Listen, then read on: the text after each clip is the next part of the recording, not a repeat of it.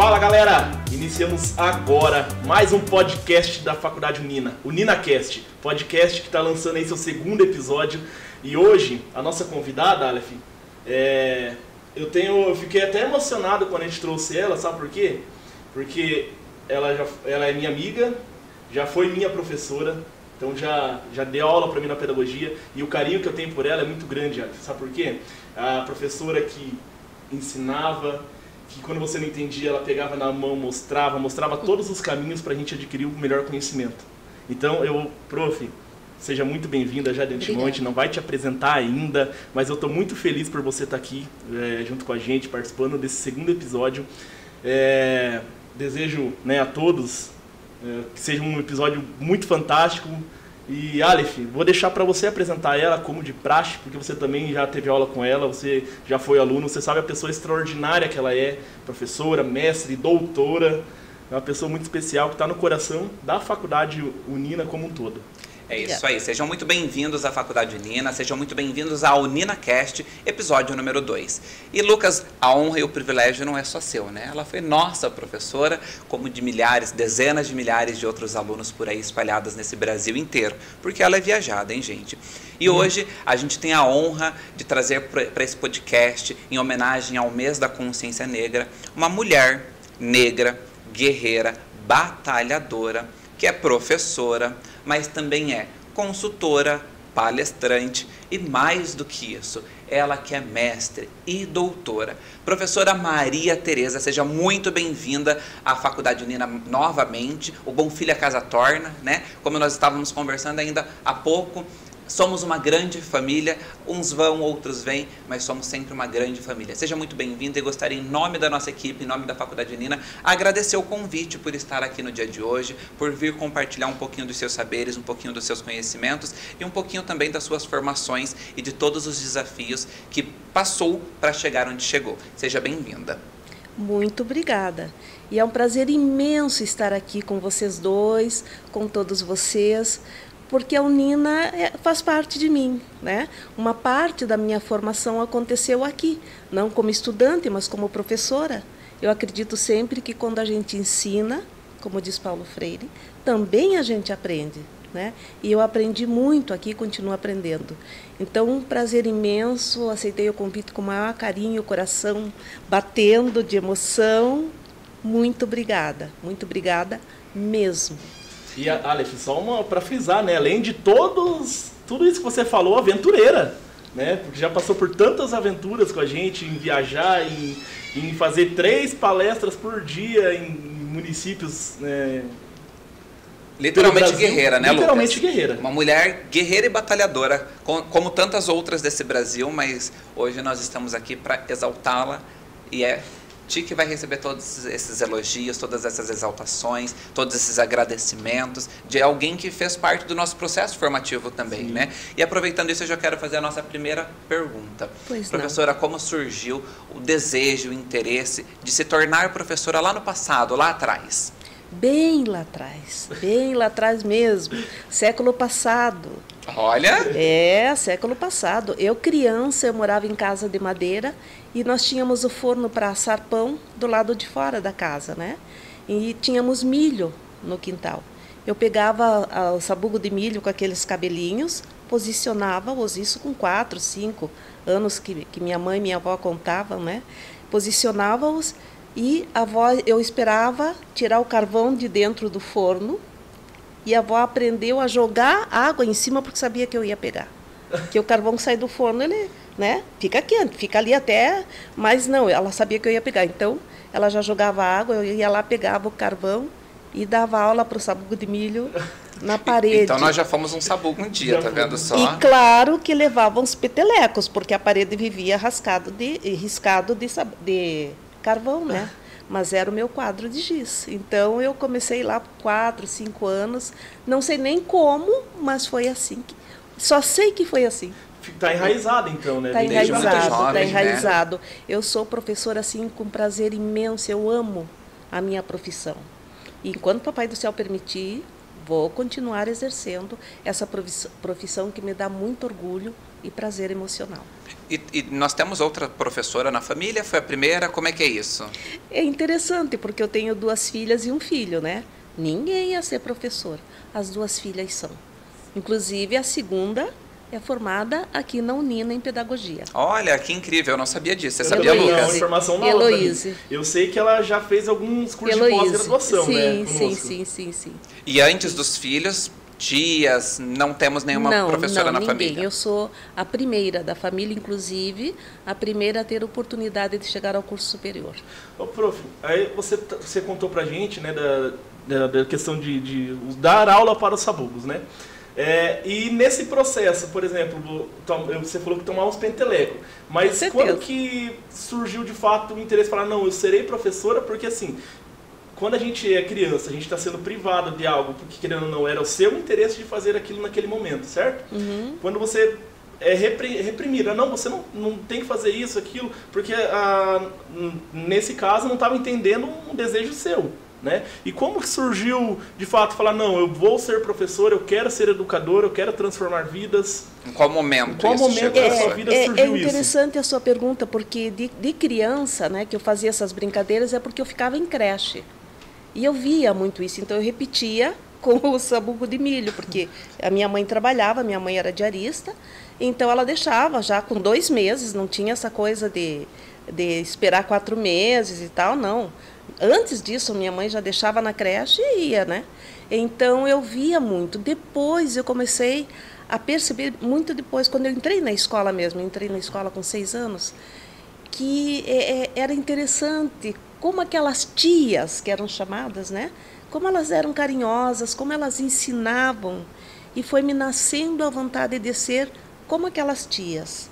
Só que eu recebi muita pressão da família para não ser. Por quê? Assim, hoje eu entendo, na época eu não entendia muito bem, mas hoje eu entendo. Era uma certa proteção, né? A minha mãe acreditava no meu sonho, mesmo com 9, 10 anos, eu dizia que eu ia ser professora, e minha mãe batalhou muito por isso.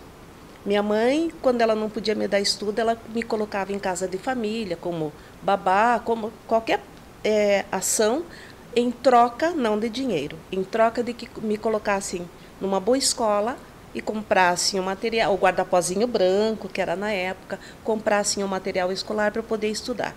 Então, minha mãe sempre batalhou muito por isso. E pessoas da família diziam para minha mãe, Nilce, não adianta você ficar, sabe, trabalhando tanto. Minha mãe trabalhava até sexta-feira e sábado trazia roupa para lavar em casa. Naquele tempo, lavava no tanque, na tina, colocava na grama a roupa e na segunda levava essa roupa de novo. Então, minha mãe trabalhava de domingo a domingo. Então, algumas pessoas da família diziam, não adianta, você não vai formar nunca essa tua filha professora. E se formar, qual é a família branca que vai dar um filho branco para tua filha preta da APA? Então, existia um incentivo para que a minha mãe não investisse em mim. O preconceito já vinha dali, né? E é estrutural, hoje eu entendo isso. Na época eu ficava muito sentida com algumas pessoas da família que diziam isso. Hoje eu entendo, era assim que essas pessoas pensavam. Era assim que essas pessoas acreditavam. Era assim que essas pessoas foram levadas a acreditar a vida toda. Que nós, negros, negras, mulheres pretas, nascemos para servir, né? E não para ter profissão, para ter um diploma, isso não era para nós. Então, minha mãe estava jogando o tempo dela e o trabalho dela fora. Então, eles tentavam proteger a mim e a minha mãe de termos uma decepção lá na frente. Só que a decepção não aconteceu. Uma forma de blindagem sem conhecimento, né? Sem conhecimento. Não funcionou e hoje nós temos uma mestre, doutora, palestrante, preparadora, consultora e o mais importante de tudo, que eu acredito que seja professora. Com certeza. Feliz. Feliz. Eu ia falar isso agora. Feliz com tudo que você fez e ainda tem para fazer. Com certeza.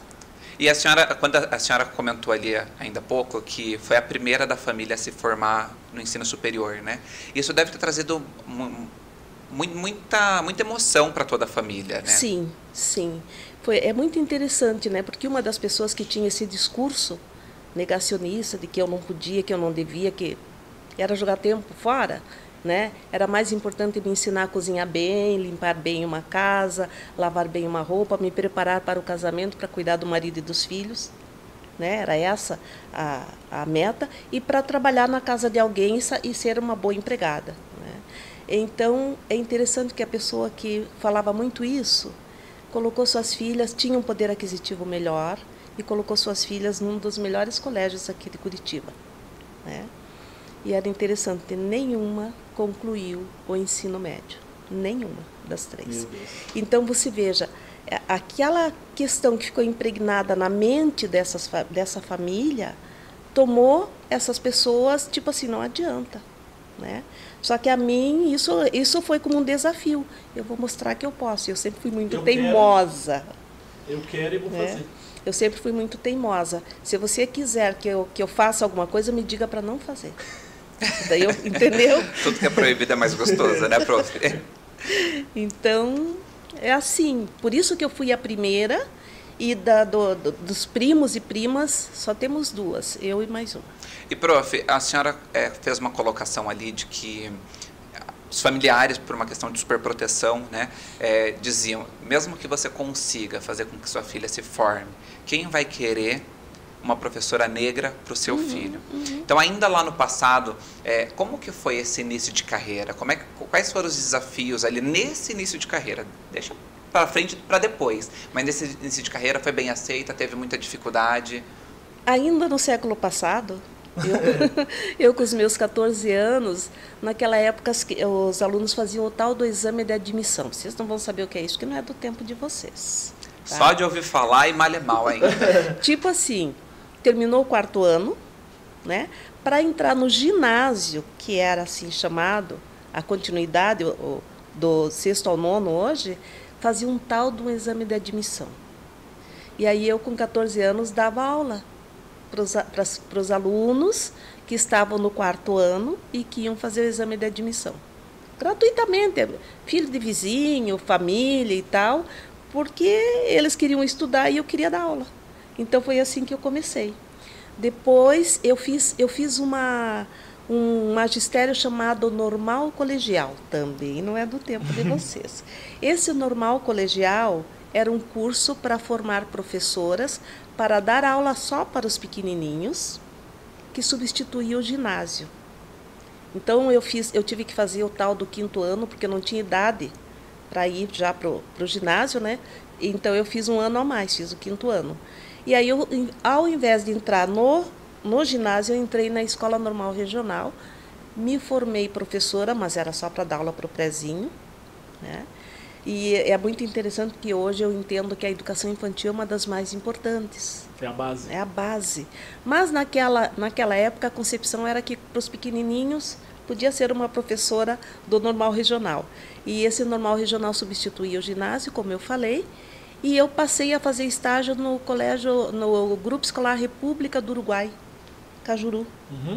E lá eu comecei a dar aula como professora auxiliar.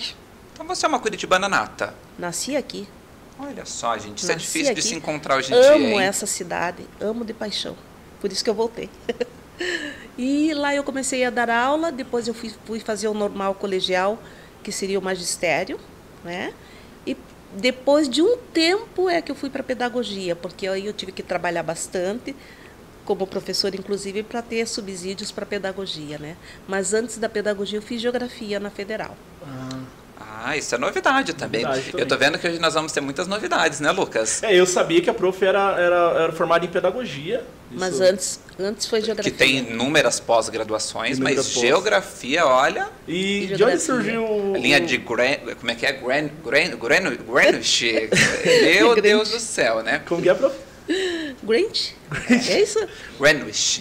Greenwich. Se me perguntar o que é, eu não sei, Olha gente. só, inglês, eu e o inglês, a gente tem assim uma certa... Ô, prof, e de onde surgiu o interesse em fazer geografia? O porquê da geografia? Será que eu conto essa história? Eu sempre quis fazer pedagogia. Eu sempre quis. Aí eu fazia cursinho no Camões, também não é do tempo de vocês. Camões ficava na esquina da Muricy com a Rua das Flores. E todo mundo, alguém ia fazer engenharia, nossa, tinham todos os cursos possíveis, assim, imagináveis. E eu e um grupinho íamos fazer pedagogia. Até então, tudo bem. Eis que a Secretaria de Estado da Educação, naquela ocasião, lança um desafio para os professores, né, que estavam em período para aposentar, dizendo que quem tivesse um curso superior ia aposentar com não sei quantos graus a mais lá. Eu não sei explicar direitinho, porque eu nunca fui professora estadual, né? Então, não sei explicar essas categorias todas. E a nossa sala do cursinho Camões encheu de professoras, senhoras. Naquela época eu era pós-adolescente, tinha acabado de passar a adolescência, né? E a sala fez um divisor de águas. Sabe, sala de cursinho, com aquele monte de alunos? Um lado, todos os cursos que vocês possam imaginar. Do outro lado, pedagogia. Só que o povo que ia fazer pedagogia, que estava do lado de cá, que era o pessoal que estava para aposentar no Estado, eram todas senhoras. Então chegava o professor, você vai fazer o quê? Engenharia, vai fazer o quê? Química, vai fazer... Aí chegava do lado de cá, pedagogia, pedagogia, pedagogia, pedagogia. Eu e minhas amigas, nossa, pedagogia é um curso de gente velha. Olha a bobagem. Eu mudei para geografia, outra mudou para história, outra... Foi assim que eu fiz. Aí passei na... Aí entrou na geografia. Passei na Federal, graças a Deus, entre os 50 primeiros. Adorei o curso, adoro geografia. Sou muito jovem para fazer. Não Muito quero professor jovem. de senhora. Vou esperar um pouco mais. Aí eu esperei ficar com mais idade o suficiente. Velha nunca, tá? Eu esperei ficar com mais idade o suficiente e fui fazer pedagogia. Então essa foi a história do porquê da geografia. Da geografia. Amo geografia, mas eu dei muito pouco aula de geografia mesmo, porque sempre quis ser pedagoga, professora, trabalhar com cursos, Você, tá na veia. Você, na geografia, você foi para Federal. Federal. Federal teve subsídio daí? Não. Não? Não. Naquela Naquela época, época, não existia. você tinha que estudar e passar. Você passou entre as 50 primeiras. Maravilha. Que Graças a destaque, hein? Deus. Graças a Deus. Mas E eu muitos era... motivos de orgulho para a família, né? Primeira formada, aluna de destaque e com muitas formações, né? A gente vai ver daqui até o final muitas titulações, A né? minha formatura foi na reitoria, porque era a Universidade Federal do Paraná, né? E uma das pessoas que tinha aquele discurso do não adianta, esteve na minha formatura, chorou a formatura inteira. Viu De emoção, por me ver formando e por, infelizmente, depois ela me dizia não ter conseguido formar nenhuma das filhas, tendo todas as condições. Justamente, a gente quer olhar a grama do vizinho sem olhar a nossa primeiro, né? Mas é a tal da história, né? O preconceito, o racismo estrutural estava tão impregnado que as pessoas acreditavam nisso, não diziam por mal, acreditavam. E para elas, as filhas dela não se formar, estava ok também, porque já estava enraizado aquilo nela elas próprias passaram a acreditar que não era para elas. Não era para elas. Triste, né? Porque pode ter perdido muito potencial. Muito. Um potencial que você falou que eles tinham um poder aquisitivo bem, maior, um potencial médico, uma potencial advogada. Mas você perde aí uma juventude por algo que está enraizado. Faltou os sabugos. Faltou sabugo. E o carvão. Ou faltou uma Maria Tereza na vida delas antes, né? Mas eu era aquela prima que só ia lá para... Como a minha mãe tinha 5 filhos, mãe solo, e batalhava muito, né? Eu era aquela prima que ia de vez em quando aos domingos para ter um bom almoço. Só isso, mais nada. Então, não era muito valorizado. A gente percebe em toda a sua fala, professora, que a senhora vem de uma família muito humilde, né? Sim. De muita luta, Sim, de muita garra. E acredito que essa mulher guerreira que nós conhecemos, que está aqui hoje, é uma herança, né? De uma família guerreira, de muitas mulheres guerreiras. E de uma mãe fabulosa que nunca deixou de acreditar. Minha mãe não lia nem escrevia, depois a gente ensinou um pouquinho para ela, né? Mas ela tinha uma sabedoria imensa, né? E essa sabedoria me trouxe até aqui e vai me levar mais longe ainda. E isso é muito bonito, né? Porque antigamente era muito comum, não é do meu tempo, mas a gente ouve muitas histórias dos nossos avós, né? Era muito comum os pais dizerem, eu não leio, não escrevo, por que você vai ler e vai escrever, né? Como a senhora bem disse, preparar a mulher para o lar, preparar a mulher para a família. como esposa. Como esposa, exatamente, né? Prof, voltando aqui para o seu processo formativo, que é o foco de hoje, é destacar como uma pessoa que veio de uma vida difícil, simples, de pele negra, chegou tão longe e conseguiu tantas titulações. Eu quero saber da senhora, qual foi o maior desafio em todo o seu processo formativo, desde o começo até agora? Eu penso que o meu maior desafio foi sempre assim, as pessoas às vezes não acreditam no teu potencial. Parece assim que a cor da pele te diz você não é capaz. Então, durante toda a minha trajetória, seja como estudante, seja como professora, como diretora de escola que eu fui, como pedagoga, como alguém que trabalhou 17 anos na Secretaria Municipal de Educação, você sempre vê nas pessoas um olhar assim, nossa, mas é você? Entende? Então, o maior desafio é você ter que provar o tempo todo que a cor da sua pele, a sua origem, né, a sua etnia não determina quem você é. O que determina quem você é você olhar para frente e acreditar que você pode ir tão longe quanto você acredita que pode chegar. É isso que determina, né? Mas você tem o tempo todo que está provando. Eu lembro uma vez que quando eu disse que eu estava dando aula em uma faculdade, é mesmo? Como é que você conseguiu? Dói isso, professora? Ter que provar o tempo todo? Hoje não mais. Mas tive momentos assim de dor, sabe, aquele momento assim que você fica pensando, puxa, por quê? Porque você tem o tempo todo que ficar, desculpe usar uma expressão aqui, mas é dar murro em ponta de faca o tempo todo para provar quem você é. Porque a outra pessoa que está do lado de cá não acredita no teu potencial. E sempre vem uma mensagem, entre aspas, que você chegou onde chegou porque alguém te proporcionou este chegar. E não porque você conquistou. Não vê o mérito. Exatamente. E isso é complicado, né? Você sabe que, para quem não sabe, eu e o Lucas somos formados em pedagogia, da mesma turma, na Faculdade Unina, inclusive. E eu acho que não somos atuantes na área, mas temos a formação e precisamos passar, como todos passaram, pelos processos formativos, estágios, etc. e tal.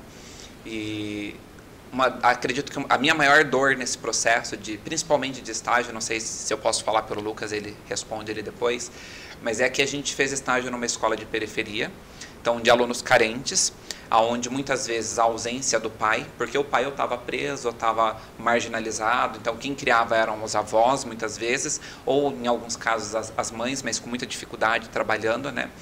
E eles eram muito carentes de uma figura paterna.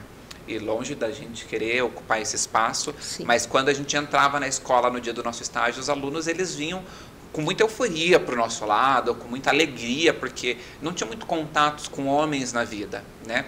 E acho que a maior dor no meu processo formativo, sabe, professora, foi quando as próprias, não posso falar generalizar, mas uma professora especificamente daquela escola, começou a falar para pôr medo nos alunos, para fazer os alunos se comportarem, sentarem, obedecerem, né? Algo que é inerente da função. Criança é terrível, criança criança é criança. Ligou 220, tem que... Criança a professora está acostumada, né? E assim, para poder tentar acalmar com maior facilidade as crianças, elas apontavam para mim e para o Lucas e diziam, eles são policiais.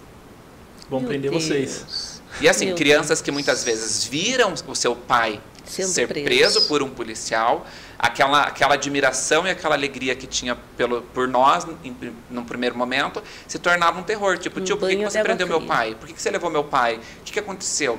E isso foi um desafio muito grande para a gente, né? Longe de criticar o método de outras professoras, mas foi um momento que marcou muito a minha vida, meu processo formativo, porque eu amo estar com criança, eu tenho pedagogia por formação, não como atuação, como eu disse, amo estar com criança, mas aquilo doía, aquilo machucava muito, né? E daí foi feito, né, todo um trabalho, inclusive com a senhora naquela época, né? Eu tinha pensado em desistir. Eu tinha pensado em desistir por conta disso, né? E foi feito todo um trabalho, inclusive com a senhora participando, de ressignificar, de entender e de levar a verdade para os Sim, alunos, né? sim. Principalmente de levar as verdades para os alunos. Olha, o tio é policial, mas o tio é policial do portão para fora. Aqui não. Aqui dentro eu sou professor. Então, assim, a gente precisou ressignificar isso conosco, primeiramente, e depois com os alunos, para que eles tivessem o entendimento e voltassem a se sentir confortáveis com a nossa presença dentro da escola, né? E acolhidos. E eu acho que a parte mais difícil disso tudo também é que, por exemplo, você não podia falar a professora está mentindo. Ela mentiu que eu sou. Porque daí você está também tirando o papel de autoridade dela. De fato, ela errou de ter falado, eles são policiais e vão prender vocês se vocês não sentarem comer. Foi bem no dia de refeição ainda, né? As crianças tudo chegando. E criança é criança, eles vêm gritando, eles vêm fazendo bagunça, um vem empurrando o outro. Criança que não faz isso é criança que tem algum problema de saúde, alguma coisa. É. Se ela estiver bem de saúde, ela vai gritar, ela vai correr, ela vai... E assim, eu acho que era o começo do estágio, né? Então, pra mim, aquilo ali era algo normal. Eu vi criança vindo conversando. Aí chegou na hora da mesa, ela falou, senta todo mundo. Ó, tá vendo os tio ali? São policiais. Quem não se comportar, ele vai prender. Aí o menininho chegou pro Ari e falou, foi você que prendeu meu pai? Aí como Olha que só, você... como é que você lida com isso? Como que você lida? Olha o transtorno que causou tudo isso, né? Não tinha um preparo naquela época, pelo menos não para nós, do que fazer naquele momento. Naquele momento era respeitar a autoridade da professora, Sim.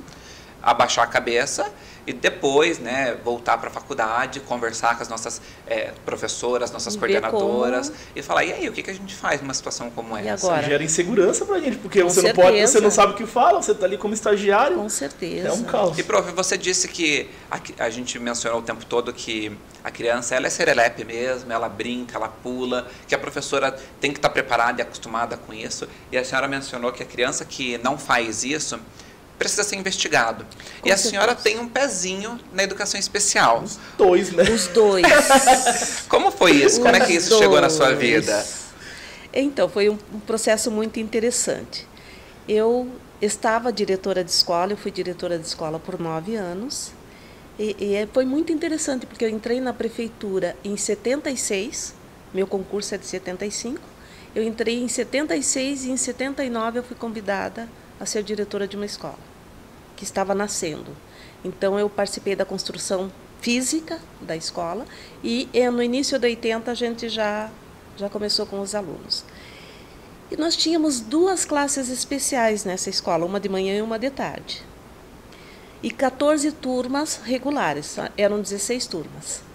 E todas as 14 turmas, quando nós tínhamos planejamento, participava eu como diretora, a vice, as pedagogas e as professoras correspondente àquela turma ou àquelas turmas. Mas as classes especiais, as 2 não participavam desse momento.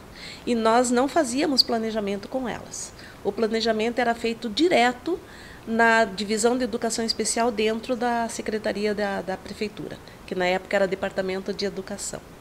E aí eu chegava para as professoras e perguntava. E eu via, sabe, terminou 1980, um grupo de crianças que estava no primeiro ano, na primeira série, na ocasião, no ano seguinte estavam com outra professora na segunda série. Os da segunda estavam com terceira, sabe, assim sucessivamente. E as crianças da classe especial com a mesma professora. Passou mais um ano, 1982, a mesma situação. Aquilo começou a me intrigar. E eu via crianças espertas, crianças, sabe? Por que essas crianças não avançam? Aí eu perguntava para a professora, escute, professora, como é que é teu planejamento? Tentava entender. Elas diziam as 2, da manhã e da tarde, diziam assim para mim, professora Maria Tereza, a gente já tratou tudo, o planejamento foi feito com o pessoal da educação especial do departamento. Está tudo certinho, mas a gente pode ver, a gente pode discutir. Não, professora, já foi tudo discutido lá. Aí, quando tinha reunião de diretores que vinham ao departamento, eu fazia a mesma pergunta para o pessoal da educação especial. Professora, diretora, já tratamos tudo com as suas professoras. Está tudo encaminhado. Nossa. Aí eu me sentia, sabe quando você está embaixo do viaduto? Embaixo. Você sabe que lá em cima estão passando veículos, bicicleta, carro, caminhão, mas você não sabe que carro, que bicicleta. Eu me sentia assim. A coisa estava passando do departamento para a escola, da escola para o departamento, e você, como diretora de escola, como pedagoga, não tinha a menor noção.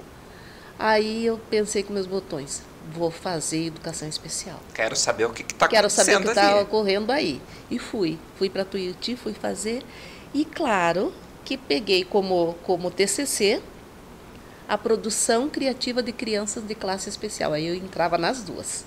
Aí eu podia ver planejamento, aí eu podia ver tudo, porque fazia parte do meu curso, né? E eu fiquei muito abismada quando eu vi crianças produzindo desenhos assim maravilhosos. O que mais me chamou a atenção era um trem, a escola ficava perto de uma linha de trem, o trem vindo numa curva com todos os vagões, com tudo que se possa imaginar, a máquina assim, você via como movimento, e ele começava grande e na curva ele ia diminuindo, quer dizer, noção de tamanho, de distância, de profundidade, tudo. Mas aquela criança, ela não ia para frente porque ela não aprendia, porque ela tinha deficiência mental, se chamava na época, sabe? Então foi assim que eu fui parar na educação especial, amei, comecei a perceber que todos nós temos maneiras de aprender. O que a gente precisa entender é que cada pessoa, cada estudante tem um jeito diferente de aprender. Nós não aprendemos todos da mesma maneira, portanto eu preciso aprender como você aprende para poder ensinar do jeito que você aprende, né? E estou na educação especial até hoje, assim como professora, como palestrante. Amei, sabe? Sempre, sempre. Ô, prof, você falou agora que você fez educação especial também, a título de graduação? A título de pós-graduação. De pós-graduação, então... Só pra eu entender, eu falei, meu Deus, mais uma surpresa, já tem mais uma graduação surgindo aí. De pós-graduação. E é muito bonito quando a senhora diz que primeiro precisa aprender como aquele aluno aprende, para ir adaptar a forma do jeito de que ensinar. ele aprende. Nós não aprendemos de forma igual, de jeito nenhum. Eu tive um professor, quando eu fiz pedagogia, ele não permitia que a gente anotasse quando ele estava falando. Colocava outra coisa que eu vou falar agora, que acho que não é do tempo de vocês, aquelas lâminas, aquelas transparências, e ele dizia, vocês vão receber tudo na apostila, não precisa anotar nada. E eu tenho a necessidade de escrever. E quando eu tentava escrever, ele dizia, Maria Tereza, não precisa anotar, está tudo na apostila. Sabe, chegava o momento que eu ficava assim, ó, segurando o braço para ele não pegar a caneta. Meu Deus. Porque era um sofrimento. Ele virava para o quadro, eu tchum, né? E era chamada a atenção. E foi ali que eu aprendi que nós não aprendemos da mesma forma. Tinham pessoas que ficavam olhando o professor e sabiam tudo. Eu preciso escrever. Depois que eu escrevo, talvez eu não olhe mais o que eu escrevi, mas eu preciso desse movimento. Para fixar, né? Eu trabalho com a seguinte maneira, eu gosto de ler, aí eu imprimo e gosto de fazer desenho. Carrinho, bolinha, olha só, o que for, porque daí eu lembro. Diferentes. Eu já passo bem longe da caneta, tá? Falou uma vez ali pra mim, eu posso estar olhando para trás. Falou uma vez, entrou, ficou. Você é auditivo. Exatamente. A minha maneira é de lembrar de alguma coisa que eu desenhei, por exemplo, uma bolinha. É visual. A bolinha vai significar tal assunto. Né? Eu sou auditivo, professora, mas às vezes eu tô aqui, que eu tô num outro planeta, que eu não sei nem o que está acontecendo, sabe? Eu viajo, muitas vezes eu viajo. Vou usar agora como exemplo, não que seja o caso, né? Mas a senhora está explicando aí, eu estou aqui em outro planeta pensando, elaborando uma outra pergunta. A gente tem as perguntas bases aqui que a gente traz, mas é para poder dar um rumo, né? Uhum. E a partir dessas perguntas bases a gente vai pensando. Aí a senhora está aí falando, eu estou aqui, nossa, isso é interessante eu perguntar, onde eu vou encaixar isso, em qual momento isso vai entrar. Aí de repente a senhora me faz uma pergunta, putz, onde é que eu estava com a cabeça? Não escutei. Eu já esqueço. Né? Você sabe, Aleph, que você me ensinou uma coisa que eu uso até hoje nas minhas falas? Você me ensinou uma coisa muito importante. Claro que não cito o seu nome, mas eu cito o fato. Eu cito o fato. É uma briga, até hoje as pessoas brigam com aluno de ensino superior por causa do celular. A ponto de que, sabe, tem gente que quer proibir o celular na sala. Inclusive, numa reunião de professores aqui um dia eu coloquei essa questão. E eu digo, não vai adiantar eu brigar com as pessoas porque estão usando o celular, eu vou ter que usar isso a meu favor. E um dia eu estava em sala de aula falando de algum tema que eu não lembro qual era, e você pegou o celular e começou. E eu disse para você, Aleph, aproveita que você está no celular, pesquisa para a gente tal coisa. Era alguma coisa do tema que a gente estava... E você pesquisou e deu a resposta. A partir dali, os celulares passaram a fazer parte da nossa aula. E tá aqui, ó. Sempre tá sempre na mão, alguém, sempre no bolso. Né? Quando eu estava dando aula, alguém já pegava lá, professora, descobri aqui tal coisa, lembra disso? E eu, sabe, em vez de ficar batendo de frente, para que eu ia dizer para você, um aluno um estudante de ensino superior não pegue o celular. Sabe? Não sei nem o que você estava fazendo, podia ser coisa de trabalho, podia ser qualquer coisa. Também não vou lembrar, professora. Né? Mas você tem que pegar a tecnologia a seu favor e não contra. E aí eu lembro que vocês pesquisavam na sala os assuntos e me devolviam depois, né? Então eu sempre conto essa história quando eu dou curso, palestra, eu digo, gente, não briguem, usem a favor da aula, transformem o celular no instrumento de trabalho da aula. E um dia eu disse isso aqui numa reunião, alguém disse assim, ai, professor, você? Eu digo, pois é. Mas naquele momento foi o que veio e deu certo. É o que todo mundo tem. Quem não tem um celular hoje, então, todo mundo carrega consigo.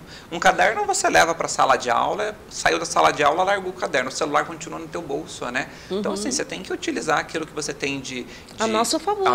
Ao favor, né? Mas aquilo que você tem na sua mão o tempo inteiro. Com certeza. Né? Ô, prof, eu vou voltar só um pouquinho, que eu fiquei com uma curiosidade, eu não quis cortar o assunto antes. A prof falou que fez pedagogia e um modelo, pelo menos de um professor que você passou, foi o modelo mais autoritário, né? Deixa eu te fazer uma pergunta. A pedagogia, ela mudou muito do modelo de antes para agora? Eu queria tanto dizer que sim. Eu amaria dizer que sim. Mas o que eu posso te dizer? Eu não posso te falar dos cursos de pedagogia, porque eu não estou lá nos cursos verificando. Eu sei como era o nosso aqui, né? Mas eu vejo o resultado nas escolas. Nós ainda estamos com professores dando aula de uma maneira muito tradicional. Se entende? Nós ainda temos professores que têm muita dificuldade em trabalhar numa sala onde as crianças não estejam com as carteiras enfileiradas. É o famoso boca-nuca, né? Porque gera bagunça. Depende, né? Nós ainda temos professores que precisam que todo mundo fique de boquinha fechada para ouvir. Nós ainda temos salas de aula onde os alunos ficam o tempo todo quietinhos, prestando atenção, aspas, porque, como você mesmo disse, às vezes a mente viaja, né? E que eu, professora, dou aula para 30 do mesmo jeito. E esqueço que cada um tem um estilo de aprendizagem. É claro que eu sei que não dá para você dar aula o tempo todo pensando que um aprende escrevendo, outro desenhando, mas dá para você variar a tua forma de dar aula. Em algum momento você dá aula, né, onde você permita que as crianças criem. Em outro momento você dá a tua aula permitindo que as crianças leiam, né? Contando que lê, sabe? Você vai modificando cada aula. Seu planejamento. Né? Cada aula você muda o seu estilo, porque daí você vai atender a todos. E também, assim, usar o brincar. Criança precisa brincar. Grande parte das nossas crianças hoje não tem mais espaços para o brincar de verdade. Né? As crianças estão confinadas e, querendo ou não, a telinha hoje está muito presente na vida das nossas crianças, né? Então, eu participei, inclusive, de um projeto bem grande que tem aqui, né? Pode o nosso livro, Brincar para Aprender, onde a gente transforma muitas brincadeiras em temas pedagógicos, em temas de sala de aula, para que a criança perceba que ela aprende brincando e para que nós, professores, também possamos perceber que brincando também se aprende. Né? Eu lembro um dia que, ainda aqui na faculdade, eu fiz uma atividade com os alunos de pedagogia. E foi uma correria por dentro dessa faculdade, porque a gente fez gincana, fizemos um monte de coisa. E num determinado momento, aquelas alunas todas adultas, né, algumas senhoras, passaram pelo Silvio, ele só virou assim, ficou olhando. Eu disse, Silvio, é uma atividade de aula, quer participar conosco? Né? Que nós envolvemos o pátio, nós envolvemos a cancha, nós envolvemos, sabe? Uma série de... Silvio é nosso reitor, tá, gente? E ele também foi aluno de pedagogia, né? Nesse mesmo período, né, prof? Que foi maravilhoso. Depois a gente reuniu todo mundo para dar o retorno. Todas as pessoas brincaram, independentemente da idade. Isso está dentro da gente, nós somos crianças. Né? Nós temos uma criança aqui dentro. Deixar de brincar. Não existe. Então, essa variação sabe, variar um pouco o nosso planejamento, colocar nele mais vida. Então, por isso que eu digo, eu não sei dos cursos, Mas pelo resultado que a gente vê em algumas escolas, eu não vou dizer que são todas e nem que são todos os professores, mas eu ainda vejo uma dinâmica muito engessada.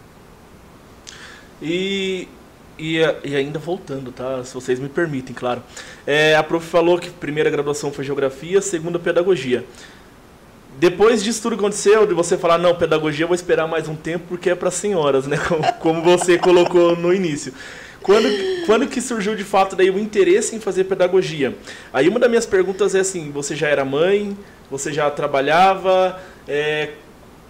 Nessa sua segunda graduação, você acha que teve mais desafios do que na primeira? Até por conta de juntar tudo, né? Daí junta filho, a rotina mesmo é uma rotina mais pesada e você já resolveu fazer pedagogia. Foi diferença de muito tempo entre a primeira graduação e outra? Conta pra gente um pouquinho como que foi isso. Eu só quero aproveitar o momento para até pedir desculpas aqui para quem está convivendo conosco nesse momento, pelo fato do que eu coloquei das escolas, que eu sei que não são todas e nem todos os professores, né? Tem gente muito boa dando aula por aí, muito boa.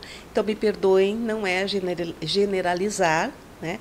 É alguma constatação que a gente vê, mas a gente vê também muitas pessoas fazendo assim coisas maravilhosas nas escolas, né? A gente entende, professora, que é em relação, por exemplo, àquela professora que diz que nós éramos os policiais dentro de uma escola onde os pais daquelas crianças foram levados pelos policiais. É mais ou menos por aí. E o próprio professor reconhece a atitude do outro, né? Mas assim, eu brinco sempre, sabe, que naquela ocasião lá com os meus 17 para 18 anos, né, a conclusão que nós chegamos é que curso de pedagogia era curso de gente velha. Então eu brinco sempre que eu esperei ficar velho o suficiente e fui fazer. Mas eu já tinha o meu segundo filho, que eu tive com 36 anos. Vamos ressignificar isso aí, hein, professora? Já ressignifiquei.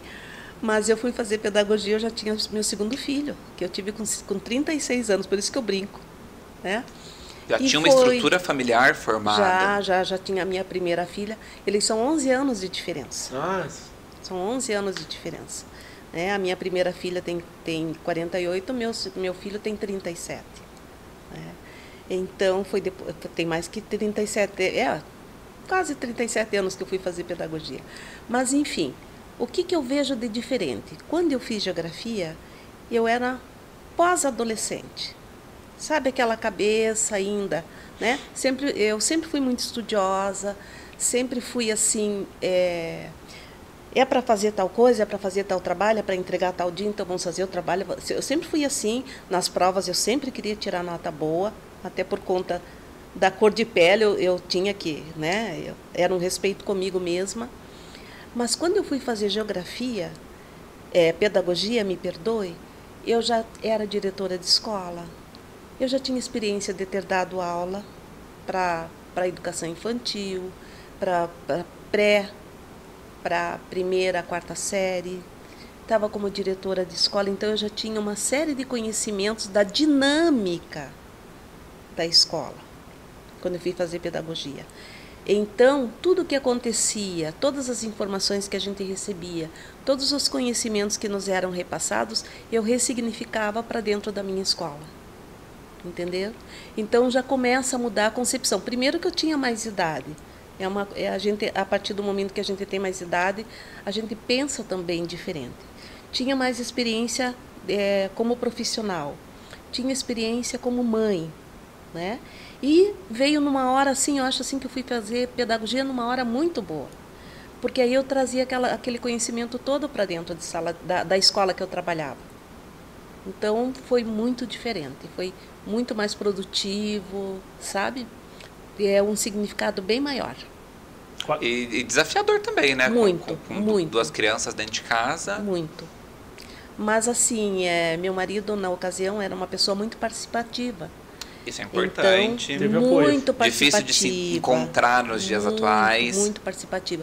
Ele participou sempre em todos os momentos da minha formação. Ele foi pai, ele foi mãe quando eu precisava me ausentar para as aulas, não é? Nossa, às vezes eu tinha que fazer trabalhos em casa, né? Na época era máquina de datilografia. Enquanto eu estava fazendo trabalho, né, nós dividíamos as tarefas, ele sempre me ajudou muito. E até para bater de frente com a história lá da minha infância, cozinhar não. nunca fui muito dada. Deixa pro maridão. Nossa, e cozinhava muito bem. E aí teve um tempo que eu passei a ensinar meu filho. E ele cozinha bem. Não é que eu não cozinho, eu vou para a cozinha de vez em quando, mas é para fazer bem, né, professor? Poxa, nem fala. Ressignificou bem. Pegou um marido que sabia cozinhar, ensinou o filho. Sabe, se vocês forem almoçar na minha casa, eu vou fazer um prato especial, mas é esse. Aquela coisa de todo mundo, todo dia tá pensando, não é comigo. Não funciona assim. Eu penso no livro, eu penso na escrita, eu penso, sabe? E nós dividíamos muito bem as nossas tarefas, então eu pude fazer tanto a graduação quanto pós-graduação, assim, tranquilamente. Porque eu tinha alguém em casa que... E qual foi a maior satisfação que seu processo formativo te trouxe? Nossa, são tantas. A cada sucesso, uma alegria imensa, sabe? Um vencer, poxa, venci mais uma etapa. E minha satisfação é sempre acreditar que eu posso ir mais longe. E foi, né? Mas eu ainda posso ir mais longe. Quando o Papai do Céu permitiu, eu estou na área. Entendeu? Então, parar, uma hora, quem sabe. Mas aí é Papai do Céu que determina, eu não. Eu vou continuar sempre na educação, sempre desafiando a mim mesma, sempre escrevendo projetos, sempre procurando colocar o meu saber, porque assim, a minha maior satisfação, inclusive alguém me disse um dia assim, nossa, Maria Tereza, mas você foi fazer doutorado tão tarde, porque quando eu fiz mestrado, eu já estava com 50 e poucos. Quando eu fiz doutorado, eu já estava com 60 e poucos. E vai fazer o pós-doutorado ainda. E, pois é, meta. E as pessoas assim, o que você vai fazer? Por que você estava ainda estudando? Eu disse, olha, com certeza não é para colocar o diploma na parede, sabe? É para eu exercer a função para qual eu vou me formar. Mas na tua idade, eu disse, sim, na minha idade, por que não? Então, sabe, existe um mito também de que a partir de um momento, principalmente da aposentadoria, a partir do momento que você se aposenta, não precisa mais nada. E eu costumo dizer que eu sou aposentada da Prefeitura Municipal de Curitiba, mas eu não estou aposentada. Continua atuante. Sempre. Quem foi a sua ou seu maior incentivador? Minha mãe. Desde o começo sempre foi? Sempre. A pessoa que mais acreditou que eu poderia. E não acreditou nos outros que achavam que você não poderia. Nos outros. Que eu acho que é o Minha mais mãe. difícil. Minha mãe. Depois houveram outras pessoas, assim, mas a mais importante foi a minha mãe. Inclusive, assim, eu dizia para ela que eu ia fazer mestrado, né? Ela dizia, você vai ser mestre, filha, avô. E quando eu comecei o mestrado, ela ainda estava entre nós. Quando eu terminei, ela não estava mais. E quando eu fiz doutorado, também não. Então, essa é um apertozinho, uma dorzinha que eu tenho, né? Ela estava carnalmente, né? Mas lá de onde ela está... E daí eu acredito nisso, sabe? Que onde ela estiver, tá orgulhosa. Ela percebeu tudo isso, ela viu tudo isso, porque, Nossa Senhora, foi para minha mãe que eu dediquei o meu doutorado. Alguma grande perda que a senhora acredita que a educação teve? Olha, pode ser que eu seja uma pessoa assim, que pensa muito para trás. Mas eu sinto uma falta muito grande do magistério, do curso de magistério. Ainda temos, né? Mas é pouco, né? Alguns. Muito pouco. Por que eu sinto esta falta? Porque o curso de pedagogia, por melhor que ele seja, ele não dá aquela base que o curso do magistério dá. Né? O curso de magistério são 4 anos te orientando, te mostrando caminhos, te ensinando a ser professor. Né? Então eu vejo assim, não precisava excluí-lo. Quem sabe ele pudesse ficar como base para o curso de pedagogia, porque eu acredito que sim. Nós, professores, precisamos ter um curso superior, precisamos ter pedagogia ou outras licenciaturas. Mas o magistério podia ficar como base, sabe? Se eu quero ir para uma licenciatura, eu já faço magistério. E aí eu vou para frente. Então, não penso que só o magistério dá conta. Mas também não penso que só a pedagogia dá conta que o magistério dava. Eu fui aluna de magistério, né, de escola normal, como eu falei, e aluna de pedagogia. Um complementa o outro de uma forma, assim, fantástica. Então, é um jeito perfeito, né? Dá um jeito de unir os dois, né? É o que eu penso. Então, para mim, essa foi, nossa senhora, uma grande perda. O magistério era 4 anos também. 4 anos. Professora, vamos a uma pergunta bomba agora. Opa, meu Deus, lá vai. A senhora, como uma mulher negra de tantas titulações, como a senhora vê o sistema de cotas? Atual. Pois é, né? O que eu digo para vocês do sistema de cotas? Eu não sou contra o sistema de cotas. Eu acho que ele veio num momento para ressignificar a história de muitos estudantes que estavam do lado de fora. Mas também penso que não deu conta da totalidade. Então eu não sou contra, mas eu também penso que poderia existir uma outra maneira de. Acredito muito, e quem sabe um dia isso ainda aconteça, acredito muito que as universidades públicas, sejam elas estaduais ou federais, deveriam ser destinadas a estudantes das escolas públicas, por prioridade, principalmente estudantes de escolas públicas de regiões periféricas, de qualquer cidade, né, que nem acreditam que podem chegar lá. E que as escolas também tivessem em seu currículo um propósito de dizer: Aleph, você tem direito, Lucas, você tem direito, entende?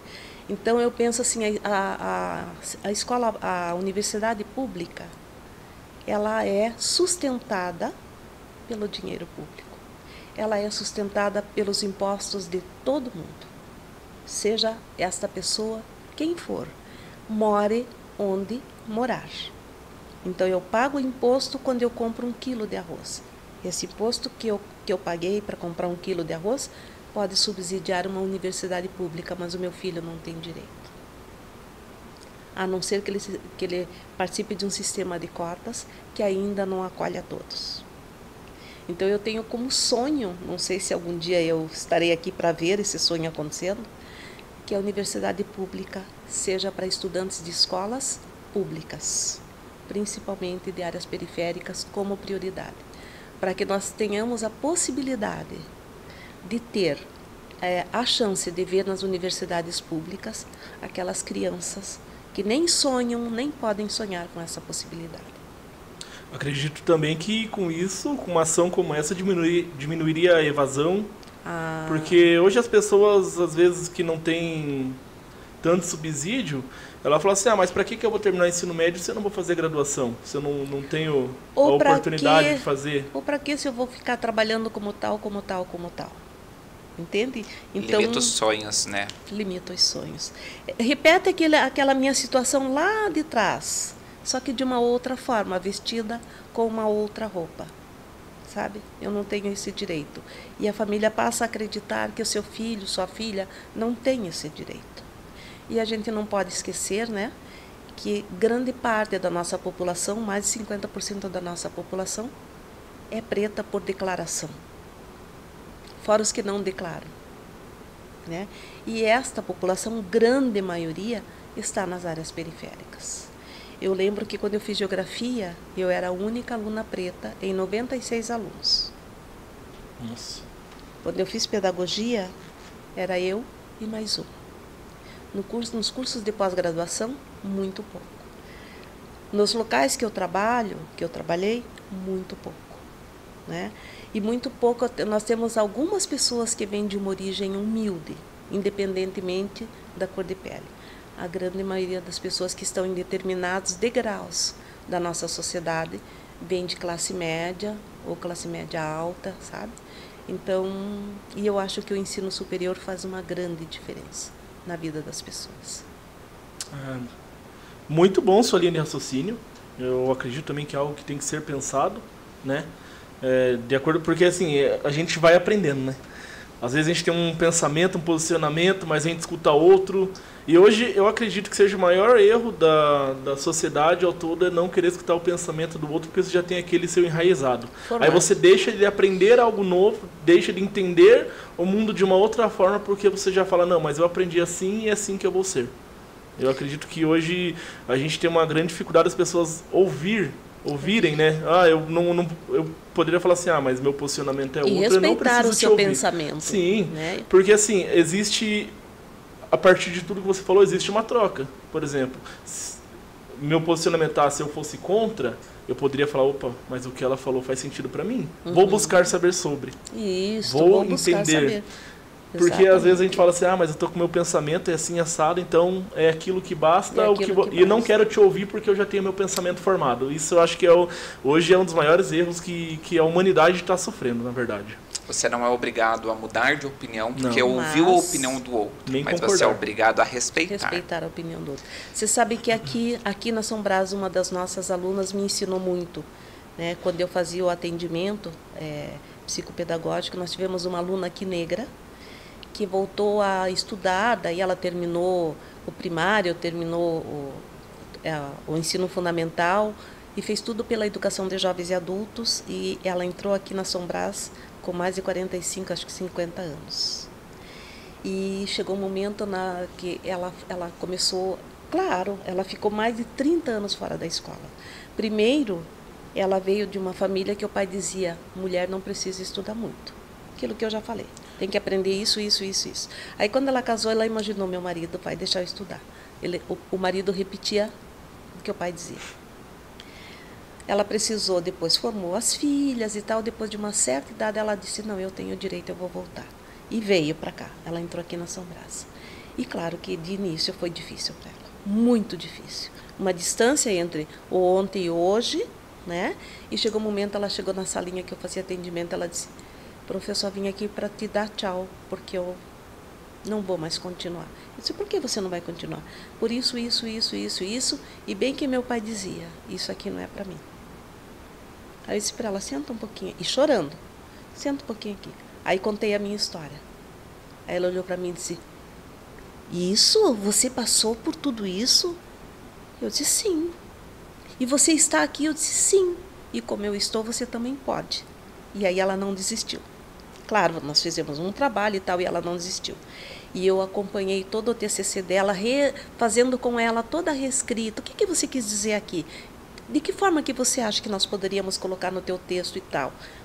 E ela disse assim para mim, no dia que ela apresentou o trabalho, que infelizmente foi online, porque era a época da pandemia, ela disse, professor, eu tirar 7 para passar já tá bom. E ela tirou... Esse pensamento é e ela generalizado, tirou né? 10. Se a nota é 7, é 7. E ela tirou 10. Tá valendo. Ela chorava tanto. E hoje ela já fez mais 2 cursos de pós-graduação e ela está acreditando no potencial dela. Então isso foi uma das maiores lições que eu tive aqui, e eu tenho como meta trabalhar com esse grupo de alunos, sabe? Que pararam por muito tempo, voltaram depois de muito tempo e estão tendo dificuldade, inclusive, para as suas escritas acadêmicas. É lindo a gente ver pessoas que tiveram a sua vida transformada e que continuam transformando vidas, né? Bom, professora, nós chegamos ao final do nosso podcast. Já, prof. É rápido. E eu quero dizer para você que está em casa que esse foi o nosso episódio número 2 do NinaCast, o podcast da Faculdade Nina, em homenagem ao mês da consciência negra. E hoje nós temos aqui ela, Maria Tereza. Ela que é professora, palestrante, consultora, mestre e que alcançou o tão sonhado doutorado. E que não vai parar por aí, que tem como meta o pós-doutorado. Professora Maria Tereza, muito obrigado por aceitar nosso convite, muito obrigado por estar aqui hoje, muito obrigado por contar um pouquinho da sua história e se abrir conosco. Muito obrigado por fazer parte do NinaCast. Lucas?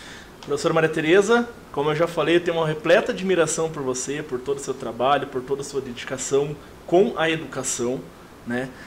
Já tive a oportunidade de ficar vários e vários dias viajando com a prof, a gente no carro conversando, e para você ter uma ideia, a gente ficava no carro conversando e aprendendo. Sempre aprendendo. Sempre aprendendo. Sempre eu ensinando uma coisa para ela me ensinando uma coisa, e assim ia naquela troca. Gostaria de agradecer por você ter aceitado esse convite. Foi uma manhã muito especial pra gente. Tem nem o que dizer, né? Não tem nem o que dizer, a gente aprendeu muito. A gente começou, eu particularmente comecei a pensar em várias coisas, principalmente nessa questão que você falou de cotas. Prof, sinta-se à vontade. Numa próxima oportunidade que a prof tiver alguma ideia, quiser falar sobre focar a gente na educação especial, né? A gente está de portas abertas para recebê-la. Esse foi o NinaCast, o podcast da Faculdade Nina, episódio número 2. Gostaria de agradecer a todos vocês que estão aqui. Um grande abraço. Prof, quer deixar alguma mensagem para a gente encerrar? Olha, minha mensagem é só dizer assim, que tudo que nós fazemos no nosso dia a dia, tudo que nós fazemos na nossa vida, na nossa profissão, precisa ser feito com muito amor. Com muito amor. Tudo que nós fazemos, porque amor multiplica amor. E quando a gente faz as coisas que gosta, com carinho, com dedicação, com ética e com amor, a gente só recebe o que eu estou recebendo de vocês. Esse convite maravilhoso para estar aqui, que eu agradeço muito. Fiquei muito emocionado, o coração bateu bastante. E sempre que for possível, eu estarei de volta com o maior carinho, com o maior prazer, porque é aquilo que eu costumo dizer. Vocês fizeram parte e fazem de uma grande família educacional que eu tive aqui. Muito obrigada. Nós que agradecemos mais uma vez o podcast que reuniu a professora com os seus alunos. Que bom. Muito obrigado, gente. Até o próximo episódio, o NinaCast de número 3. Tchau! Tchau, tchau.